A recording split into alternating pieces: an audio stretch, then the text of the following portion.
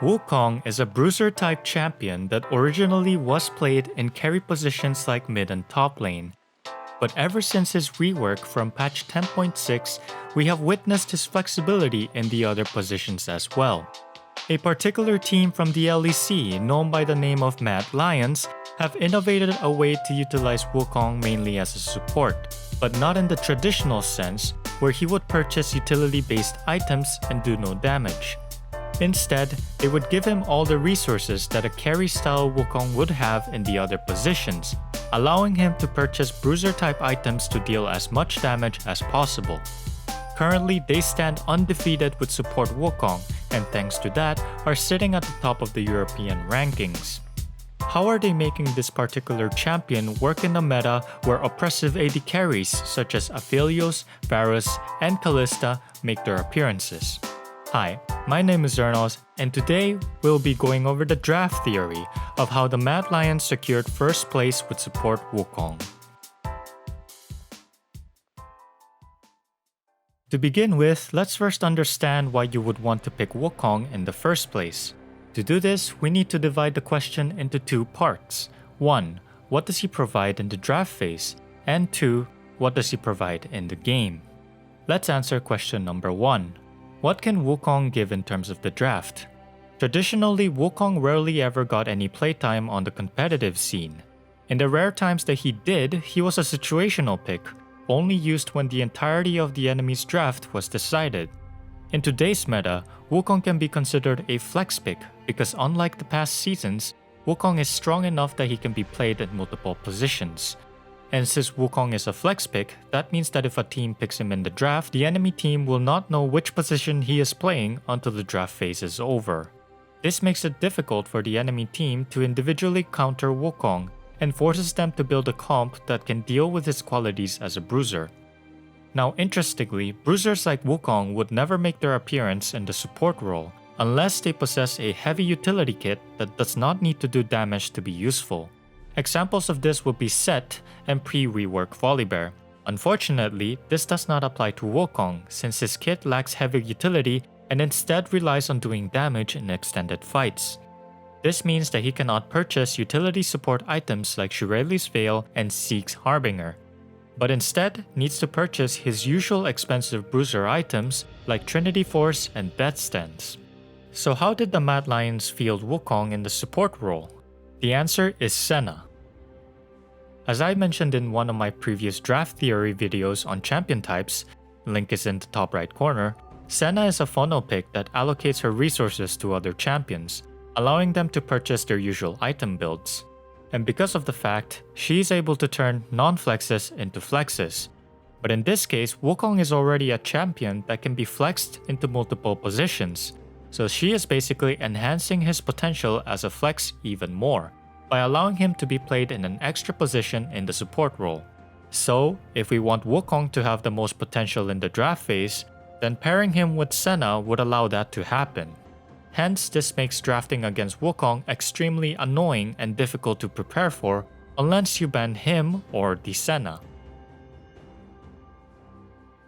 Now that we have answered question number 1, let's answer the second question. What does he provide in the game?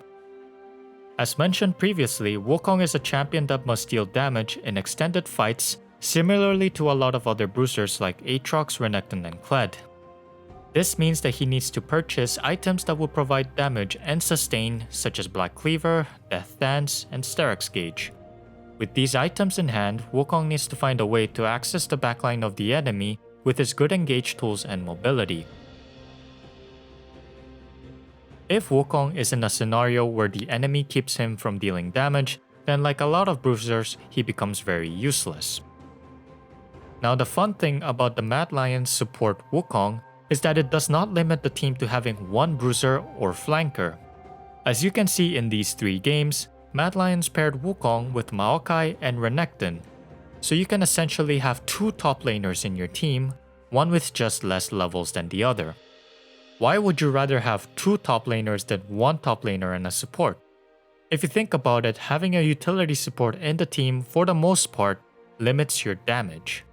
Games in the professional level tend to be teamfight oriented, and the team with more damage or points of pressure wins them out. What would you be more scared of in a mid-game teamfight? A Wukong and a Renekton, or a Wukong and a Tahm Kench? I think we can all unanimously agree on the former.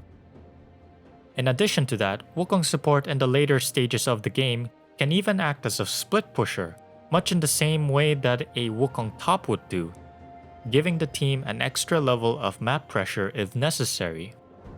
To prove my point, let's take a look at some of the best plays of Wukong support by Kaiser from the Mad Lions.